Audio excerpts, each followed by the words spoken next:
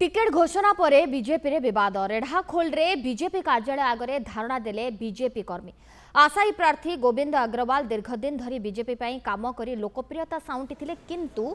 दल तांकु टिकेट देवा बदल में देवेंद्र महापात्र को टिकेट देछि जहाकु नै क्षोभ प्रकाश करने सहित बीजेपी कार्यालय आगे धारणा देछन्ति बीजेपी कर्मी जेपर्यंत रेढ़ाखोल प्रार्थी परिवर्तन कराଯାए नाही से पर्यंत धारणा जारी रहिबो बोली चेतावनी दिया जायछि। देवेंद्र महापात्र को प्रार्थी परिवर्तन कराଯାए गोविंद अग्रवाल को तुरंत टिकेट देबाकू दाबी करछन्ति गोविंदଙ୍କ समर्थक।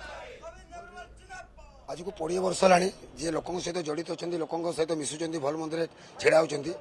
आमे तांको पय आछू जे से अछन्ति गोविंद अग्रवाल आमे तांको टिकेट दिया जाऊ ए भावना लोकंर भावना को आज आम राज्य सभापति पाख आसु टिकेट परिवर्तन करा जाऊ से आज को 4 वर्ष 4 थर लानी टिकेट कटा जाउछि तो एथर निर्वाचन रे एथर निर्वाचन जितवा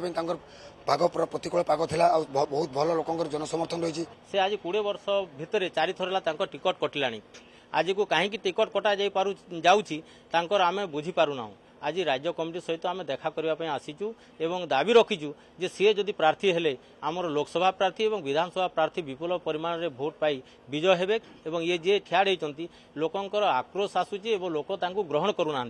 से आम आसीचु आमर दाबी जनवाई तल स्तर वार्ता को राज्य कमिटी पाखे जनइबू जे